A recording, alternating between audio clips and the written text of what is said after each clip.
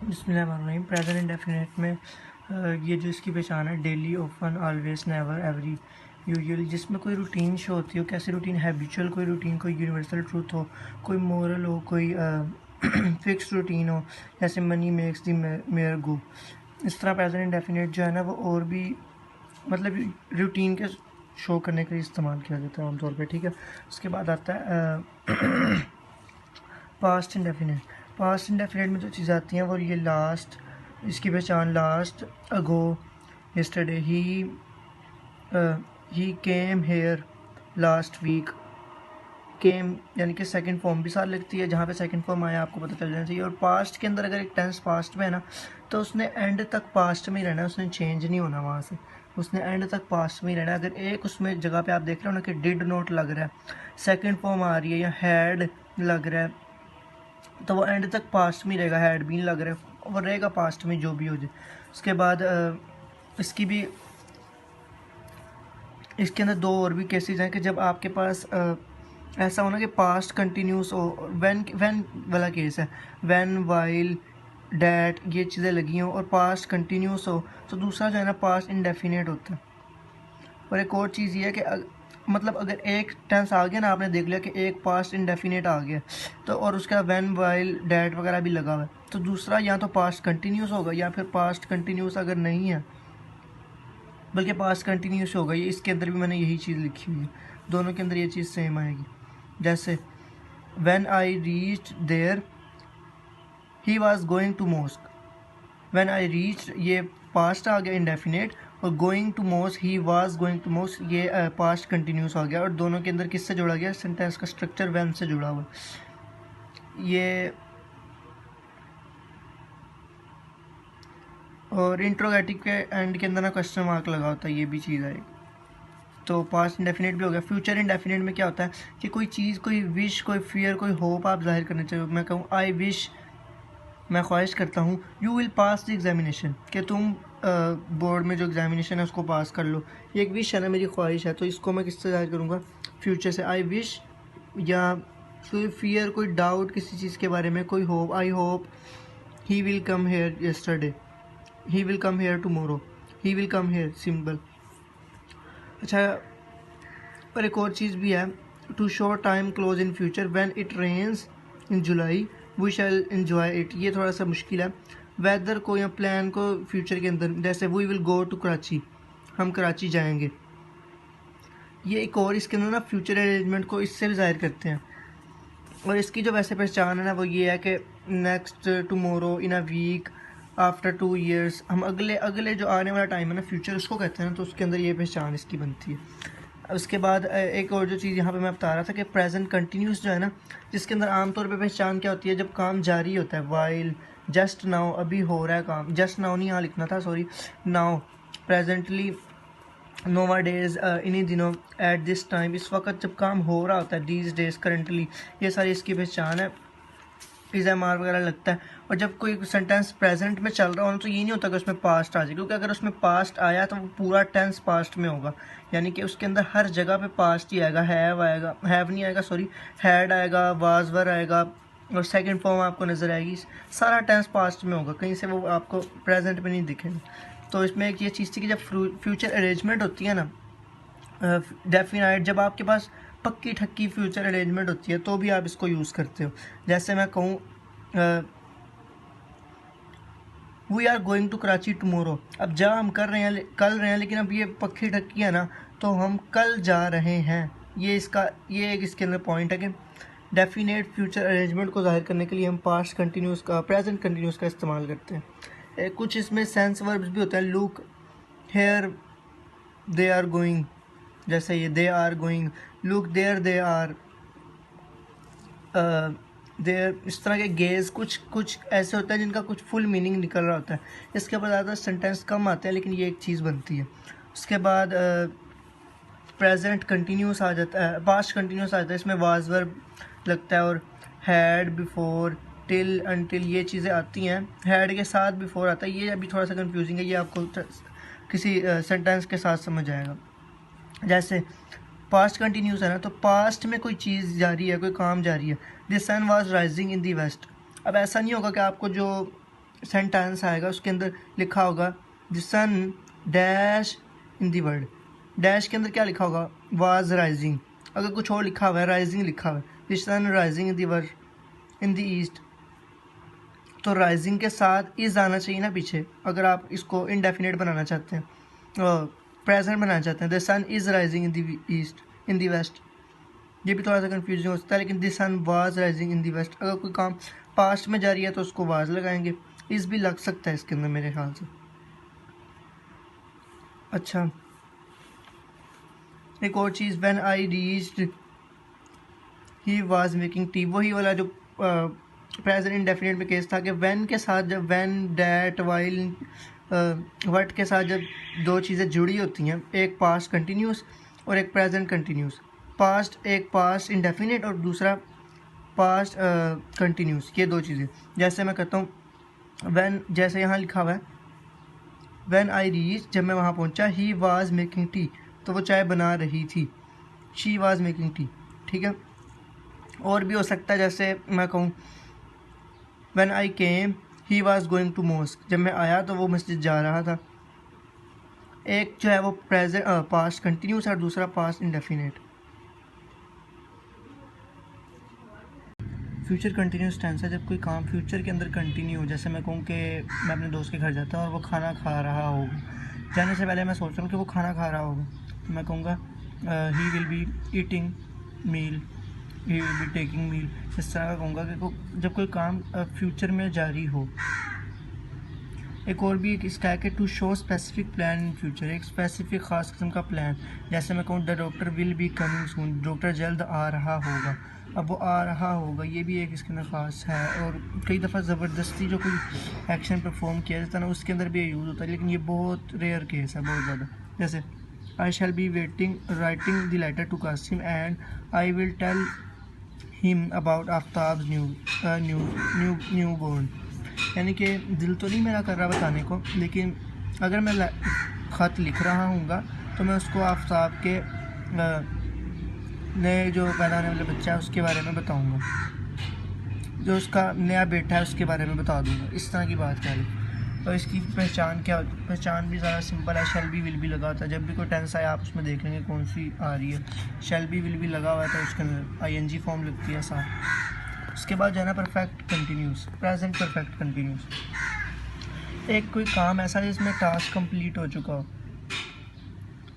इसमें टाइम नहीं मेंशन होता, कई दफ़ा ऐसा काम भी होता है जिसमें टाइम मेंशन नहीं होता और टास्क कंप्लीट हो गया। तो जैसे मैं कहता हूँ ही हैज़ प्लेड क्रिकेट, वो क्रिकेट खेल चुका है। ही हैज़ टेकन मील, इस तरह का कह लो। परफेक्ट पास्ट परफेक्ट जो है ना, इसके अंदर पास्ट की बात होती है और पास्ट में वो काम हो चुका था।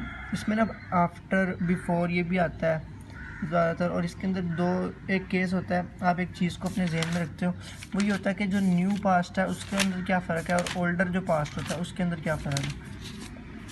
न्यू पास्ट और ओल्डर पास्ट, इन चीज़ों को आप जहन में रखते हो। जैसे यहाँ पे लिखा हुआ है, जो नियर पास्ट होता है ना, जो अभी न्यू पास्ट होता है वो पास्ट इंडेफिनिट में लिखा जाता है, और जो ओल्डर पास्ट होता है, पुराना पास्ट, वो पास्ट परफेक्ट में लिखा जाता है। आमतौर पे ऐसा होता है। जैसे मैं कहता हूँ the patient died before the doctor came, doctor के आने से पहले पेशेंट जो है ना वो मर चुका है।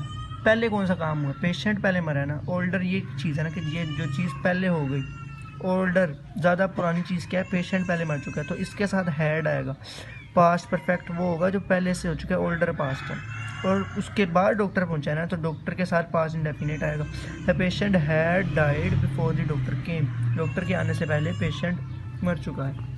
और भी इस तरह के सेंटेंस हैं, जैसे ये the peon dash the bell when I reached college, जब मैं कॉलेज पहुंचा तो जो चौकीदार था वो बेल बजा चुका था, काम हो गया था। पहले बेल बजी थी, बाद में मैं कॉलेज पहुंचा। व्हेन आई रीच, ये यहाँ पे लगा हुआ है ना पास्ट इंडेफिनिट, तो आपको पता चल जाएगा कि पास्ट इंडेफिनिट तो यूज़ हो गया, व्हेन भी आ गया, तो फिर जो दूसरी चीज़ बनती है वो पास्ट परफेक्ट बनती है और वही आनी है यहाँ पे ओल्डर पास्ट। वो न्यूअर पास्ट है, ये ओल्डर पास्ट है। इस तरह के बेशुमार यहाँ पे सेंटेंस बन जाते हैं। आफ्टर और बिफोर में भी यही चीज़ आती है। जब आफ्टर आता है ना, तो आफ्टर का क्या मतलब होता है, बाद में। पास्ट परफेक्ट हम कर रहे हैं तो आफ्टर के बाद पास्ट परफेक्ट आता है, और जब बिफोर आए तो बिफोर से पहले पास्ट परफेक्ट आता है, और बाद में पास्ट इंडेफिनिट। आफ्टर बाद में, और बाद में ही पास्ट परफेक्ट आ रहा है, और बिफोर पहले, और पहले ही पास्ट परफेक्ट आ रहा है। थर्ड कंडीशनल में भी ये चीज़ यूज़ होती है। वो किस तरह से कि पास्ट परफेक्ट आता है, वुड शुड आ जाता है, साथ हैव आता है, और थर्ड फॉर्म लगी होती है। थर्ड फॉर्म नहीं लगी हुई तो आप ये नहीं कह सकते कि थर्ड कंडीशनल है।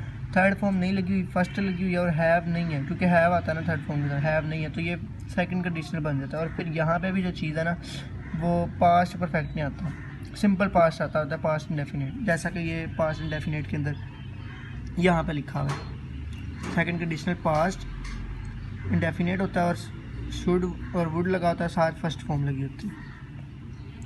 फिर जो अनरियल सिचुएशन होती है ना वो भी आती होती है, जैसे मैं कहूँ he cried as he were mad, as he had been mad, वो पास्ट है ना, ये परफेक्ट है, तो इस तरह की भी सिचुएशन आती होती है मुख्तलिफ। हैड बीन, हैड वोन, ये भी बहुत कम आते होते हैं केस। फ्यूचर, ये पेज नंबर 615 के ऊपर इसकी 2 एग्जांपल भी हैं, वो देख सकते हैं। फ्यूचर परफेक्ट, फ्यूचर में कोई काम मुकम्मल हो चुका है, इसमें बाय बहुत ज़्यादा यूज़ होता है। To show task that will end in future, जो कि फ्यूचर के अंदर काम हो चुका होता है। इसकी एग्जांपल मैं भी आपको दिखाता हूँ, ये देखिए,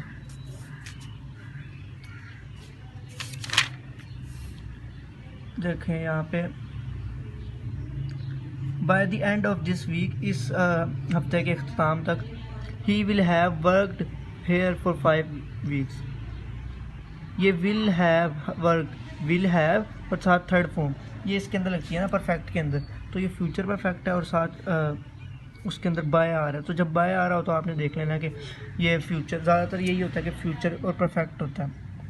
फ्यूचर के अंदर ही बाय यूज़ होता है, 2 केसेस हैं, एक ये फ्यूचर परफेक्ट में, और एक यहाँ पे जो मैंने लिखा नहीं हुआ, फ्यूचर परफेक्ट कंटिन्यूस में। फ्यूचर परफेक्ट की ना 2-3 निशानियाँ भी हैं, वो यहाँ लिखी हुई हैं। ये बाय, वैन, बिफोर, ये आमतौर पर यूज़ होती है। और जो प्रेजेंट परफेक्ट है ना उसके अंदर आता है जस्ट, अभी अभी काम हुआ, येट या अभी तक नहीं हुआ, ऑलरेडी पहले से हो चुका है। सो फार भी यूज़ होता है। सिंस फोर के अंदर आता है जब लॉन्ग एब्सेंस के लिए जाहिर करना हो तो।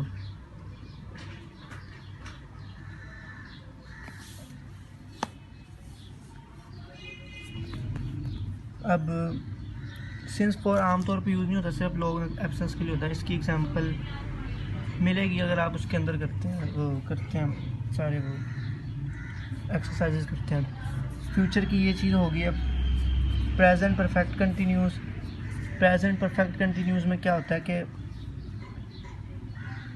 ऐसा कोई काम जो कि पहले से शुरू हो चुका था पास्ट में लेकिन अभी तक चल रहा है। जैसे मैं कहूँ वो शाम से खाना खा रहा है, शाम से खाना खा रहा है, खा कब से रहा है? शाम से, पहले से खा रहा था लेकिन अब तक काम चल रहा है, तो ये होगा प्रेजेंट परफेक्ट कंटिन्यूस।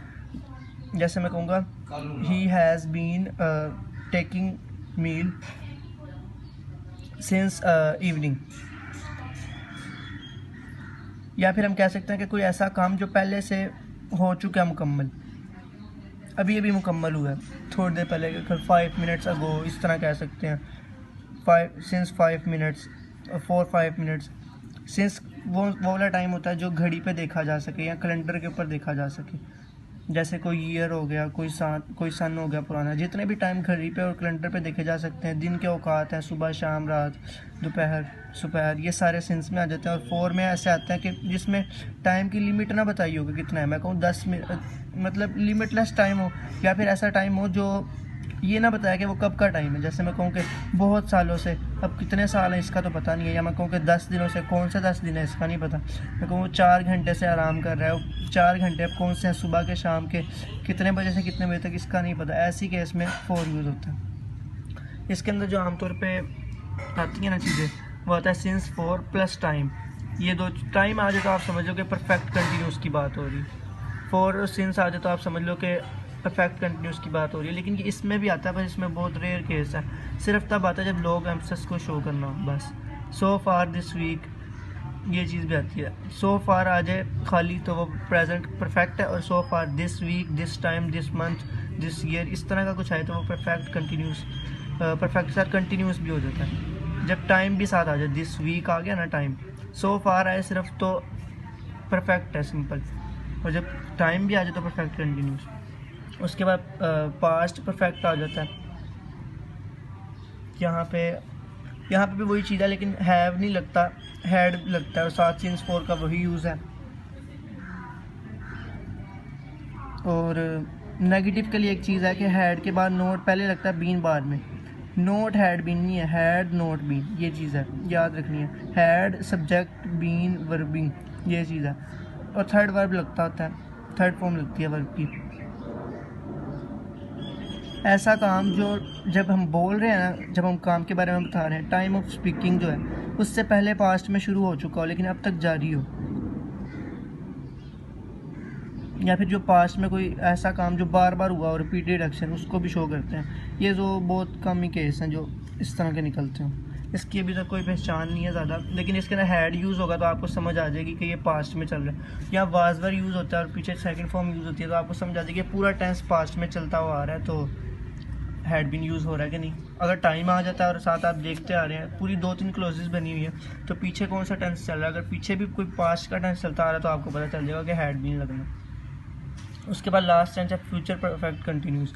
इसके अंदर जो सिंपल चीज़ है, जो विल हैव बीन और शैल हैव बीन आती है, लेकिन कुछ जो आम तौर पे इसका क्वेश्चन आता है ना, उसके अंदर बाय लगा होता है, और ज़्यादा और चीज़ें नहीं है इसमें बताने वाली।